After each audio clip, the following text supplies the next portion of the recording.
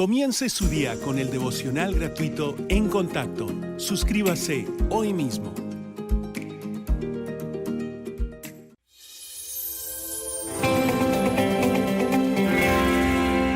Si alguien le preguntara, dígame de qué se trata la Navidad, ¿qué contestaría? ¿Tendría una respuesta bíblica? ¿O solo una respuesta mundana? ¿De qué se trata en verdad? Alguien dirá, se trata de Jesucristo. Pues ¿cómo que de Jesucristo? ¿De qué se trata en verdad? Creo que mucha gente no entiende lo que es la Navidad porque están confundidos. Y el propósito principal de este mensaje es eliminar esa confusión. Cuando alguien dice Jesucristo es nuestro Salvador, ¿qué significa eso? O que Jesucristo nació de una virgen, ¿qué significa eso? Así que hay muchas preguntas.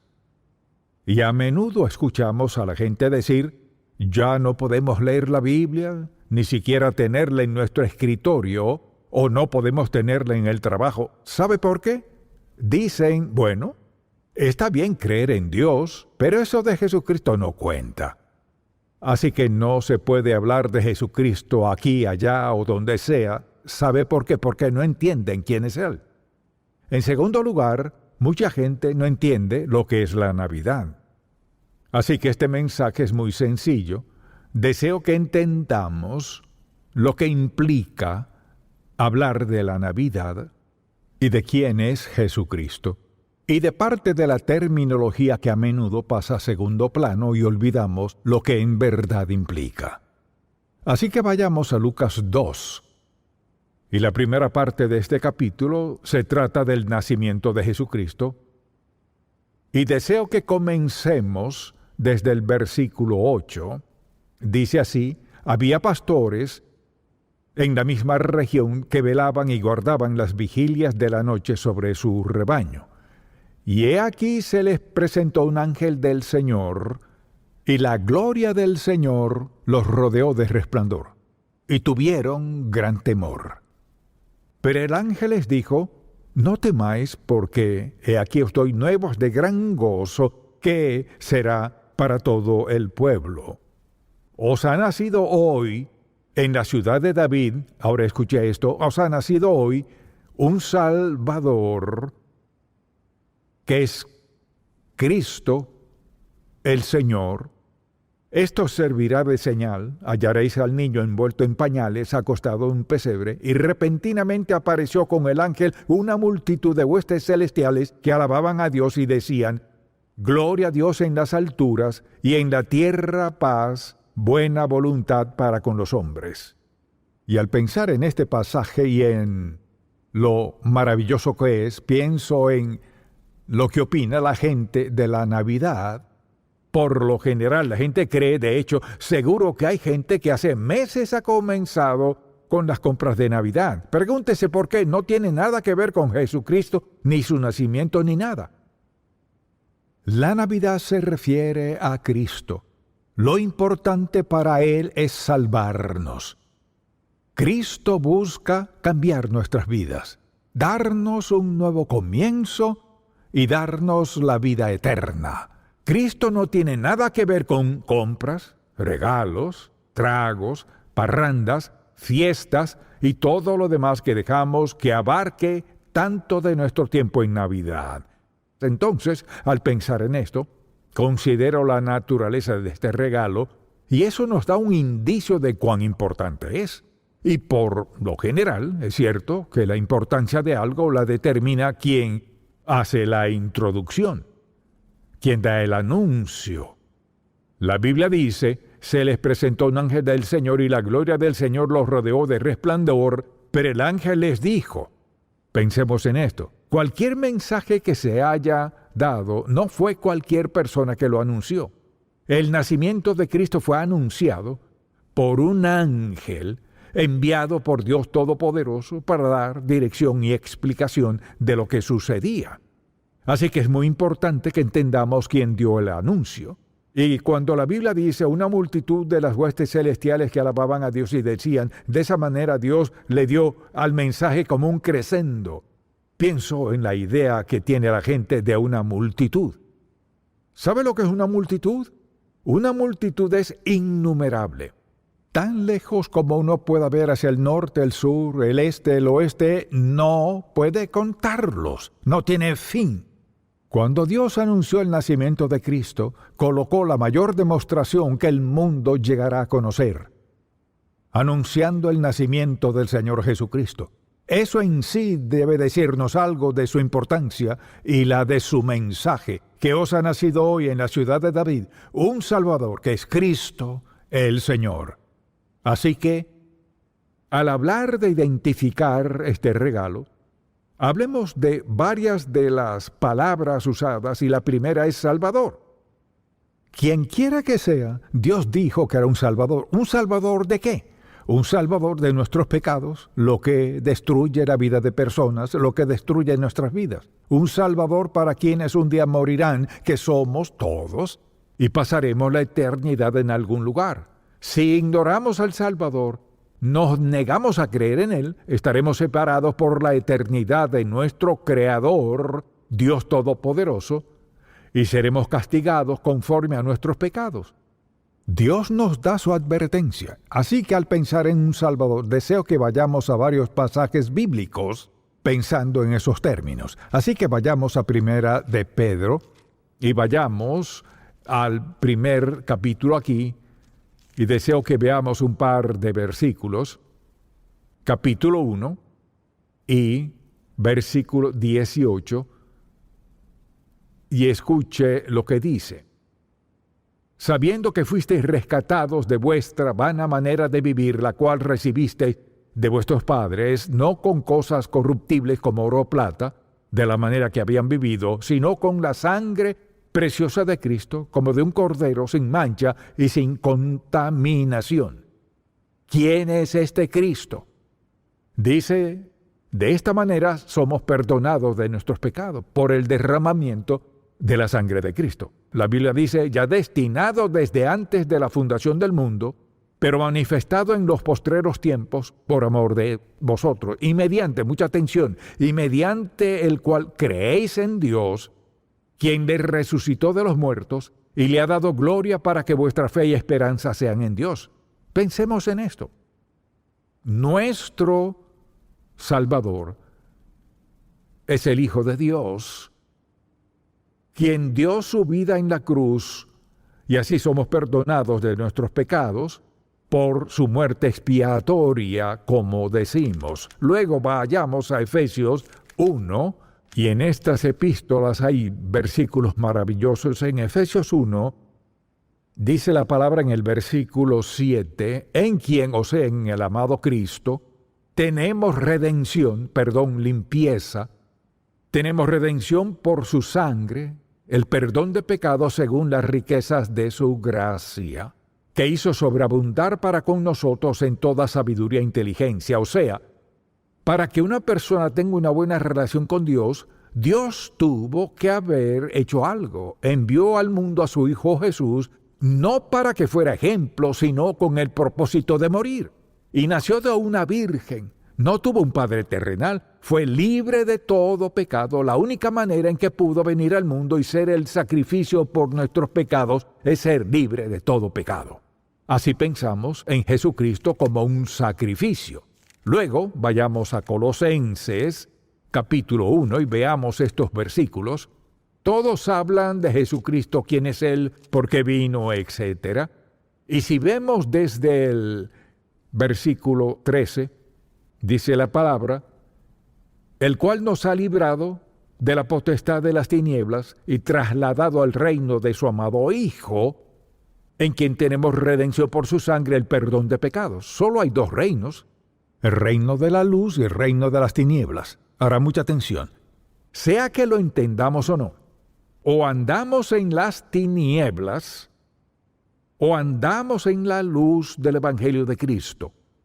Si no lo ha aceptado como su Salvador, no tiene tiempo para Dios, no entiende quién es Cristo, anda en tinieblas. No es feliz, soporta muchas cosas, sufre, pasa por circunstancias en la vida que en verdad no le agradan. De hecho, se encuentra atrapado al tratar de hallar felicidad, paz y gozo.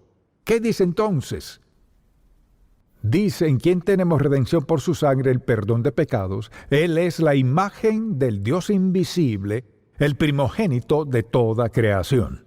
Así que la Biblia es muy clara respecto a quién es Cristo. Es el Hijo de Dios. Mucha atención, solo hay un Dios verdadero. Ahora, en el mundo hay muchos dioses, siempre los ha habido, pero solo hay un Dios verdadero. Así que Él es nuestro Salvador. La Biblia no solo dice que es nuestro Salvador, sino que dice Jesús es el Cristo. En este pasaje, por ejemplo, dice que os ha nacido hoy un Salvador, que es Cristo el Señor. Un momento. Salvador, Cristo. ¿Quién es Cristo? Esa palabra significa el ungido. El ungido, el Señor Jesucristo, quien anduvo entre hombres. Jesucristo, el mismo. Tenga la bondad de acompañarme a Colosenses capítulo 2, versículo 3. La Biblia dice, hablando de Cristo, en quien están escondidos todos los tesoros de la sabiduría y del conocimiento, y esto lo digo para que nadie os engañe con palabras persuasivas. O sea, el entender quién es Cristo, comenzamos a entender lo que es la vida. Comenzamos a entender quién es Dios. Comenzamos a entender quién es el Espíritu Santo. Las cosas comienzan a tener sentido cuando entendemos quién es Cristo. Y dice lo siguiente: en quien están escondidos todos los tesoros de la sabiduría y del conocimiento. No deje que nadie le engañe. Creo que muchos creyentes, al ser salvos, entienden que Jesucristo es su Salvador, pero nunca aprenden a caminar. Nunca entienden, nunca toman el tiempo para entender. Bien, escucho de todos estos términos: Mesías, Señor, Dios, Espíritu Santo, Cristo. ¿Cómo encaja todo esto? La razón por la cual encaja es por la unidad de la deidad. Dios Todopoderoso, Dios Padre, Dios Hijo, Dios Espíritu Santo, las tres personas de la deidad. Entonces dice, ¿acaso creen tres dioses? No. Es Dios expresándose, Padre, Hijo y Espíritu Santo. Entonces, al aceptar a Cristo como Salvador, recibimos más que solo el perdón de nuestros pecados. Recibimos al Padre Celestial. Mire, recibimos el poder del Espíritu Santo en nosotros para facultarnos para hacer y hacer todo lo que Dios quiere que seamos y hagamos. Y claro, también está la palabra, el Señor. Pensemos en este anuncio. El anuncio vino con: os ha nacido hoy un Salvador, perdona mis pecados, que es Cristo, el Señor, Mesías, el ungido. Ahora, ¿cuál es la diferencia entre estos tres? ¿Son tres personas distintas? No. Jesús es el Mesías, Jesús es el Cristo y Jesús es el Señor. Jesucristo vino como nuestro Salvador, enviado por el Padre, para cumplir su labor principal, morir en la cruz, dar su sangre, hacer posible que fuéramos salvos. No solo somos salvos, somos sellados por el Espíritu Santo, o sea, nos puso un sello, por decirlo así. Ahora somos hijos de Dios.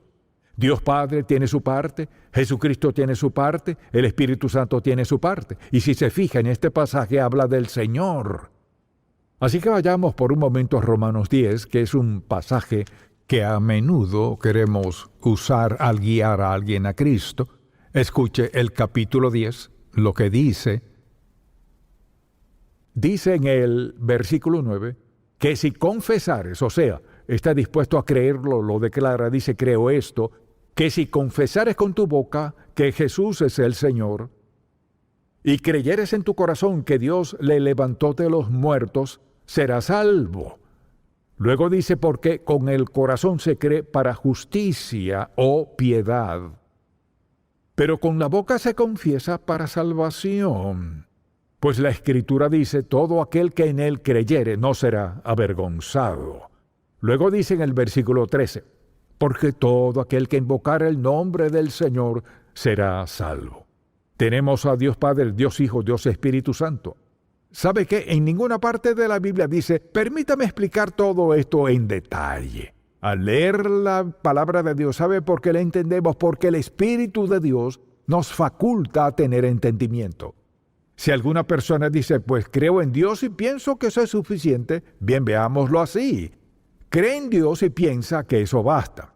Identifique a su Dios. Dígame quién es. Identifíquelo. Quizás diga, creo en Dios y eso debería ser suficiente.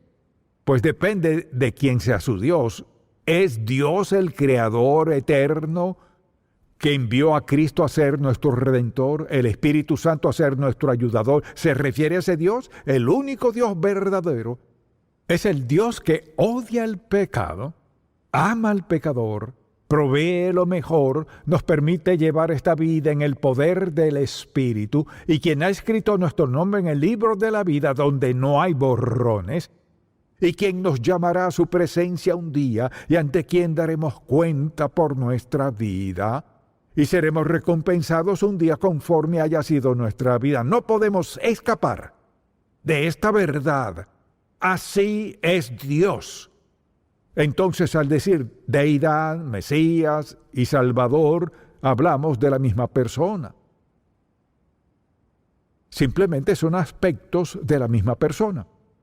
Ahora, presta mucha atención. No podemos andar en tinieblas por un lado y en la luz por el otro. Dicho de otro modo, si andamos en tinieblas, andamos lejos de la voluntad de Dios Padre, Hijo y Espíritu Santo. Dios nos ha dado lo mejor. Lo que deseo que veamos es esto. Cuando citamos este versículo, porque de tal manera amó Dios al mundo que ha dado a su Hijo unigénito, para que todo aquel que en Él cree no se pierda, mas tenga vida eterna, porque Dios, el Padre, de tal manera amó al mundo, a nosotros pecadores, que ha dado a su Hijo unigénito, Jesucristo, persona de la Trinidad. ¿Significa que uno es mayor que el otro? No, porque todos conforman la deidad. Dios Padre, Dios el Hijo, Dios el Espíritu Santo. Dispuesto a perdonar nuestros pecados, fíjese, no porque seamos buenos, ni por nuestra promesa, sino por ser el Hijo de Dios, quien nacido de una virgen, que vino al mundo a hacer un sacrificio en la cruz, dar su sangre y hacer posible que todos seamos perdonados de nuestros pecados. La sangre fue un recordatorio. Somos salvos por la sangre de Cristo. O sea, Dios pudo haber enviado de todo. Pero, mucha atención, vino Él mismo en la persona de Jesucristo para morir en la cruz, dar su sangre como paga por nuestro pecado. Y ahora, cuando estamos dispuestos a aceptar a Cristo como nuestro Salvador y Señor, somos perdonados de nuestro pecado, no basándose en lo que hagamos, sino en lo que Él hizo. Además, para facultarnos y alentarnos en nuestra vida cristiana, envió al Espíritu Santo para morar en nosotros, para darnos el entendimiento y la fe y la facultad de creer en Él. Quizás diga, bueno, ¿entiendo todo acerca de Dios? No, le diré algo, entiendo lo suficiente para alabarle, agradecerle y vivir cada día para Él. Porque Dios es todo lo que dijo que sería. Y no dijo que lo entenderíamos todo. Entiendo lo suficiente que al pecar sé que debo confrontarlo. Entiendo lo suficiente que al ser bendecido sé de dónde vino. Entiendo lo suficiente que sé que al morir iré al cielo. Entiendo lo suficiente que sé que no tengo que preocuparme de las cosas de esta vida, que es pasajera. Y un día cuando Dios me llame a su presencia y le diré algo, quizás usted esté escondido en algún lugar hoy. Un día Dios le llamará por nombre y se preguntará de dónde vino. Pues vino de Dios, quien le advirtió de un juicio venidero. Le advirtió que un día tendría que dar cuenta de su vida y que un día pagaría por sus pecados. Mire, Dios no quiere que nadie se pierda. Por eso es que tiene todo esto en la Biblia. Dios Padre, Dios el Hijo, Dios Espíritu Santo. El que me ha visto a mí, ha visto al Padre. Yo y el Padre uno somos. Porque de tal manera amó Dios al mundo que ha dado a su Hijo unigénito para que todo aquel que en él cree no se pierda, mas tenga vida eterna. ¿Qué más podría hacer Dios para expresar su amor que dar a su Hijo unigénito? Nada. Lo hizo. Así que deseo que veamos que en verdad no es complicado. Al aceptar a Cristo como Salvador, entendemos que recibimos al Padre y recibimos al Espíritu Santo. Acepté a Cristo a los 12 años, no entendía nada de eso. Pero ¿sabe qué? No tenía que. A los 12 años solo tenía que saber que había pecado contra Dios, lo que no cuestionaba. Debía saber que había pecado contra Dios y que Cristo había muerto en la cruz por mis pecados y dijo que si lo confesaba, me entregaba a Él, me salvaría, y lo hizo. Luego la comprensión de quién es y cómo es vino con el tiempo. Así será para usted. No lo entenderá todo al principio, pero deseo que vea esto. No hay contradicciones. No hay diferencia entre el Mesías, el Salvador, y Jesucristo y el Señor. Ahora entiende por qué. No puede decir, creo en Dios, pero no quiero nada con Jesucristo. Mucha atención, porque Cristo dijo, yo y el Padre uno somos. Rechazar a Cristo es rechazar al Padre. Luego, ¿a dónde vamos? ¿Qué hay detrás del Padre? ¿Qué hay detrás del Padre? Nada. El mundo cree que tiene toda clase de explicaciones. Permítame decirle esto. Hay una explicación. Dios Padre, Dios Hijo, Dios Espíritu Santo, preste mucha atención, conforman la creación del mundo. Ellos lo crearon.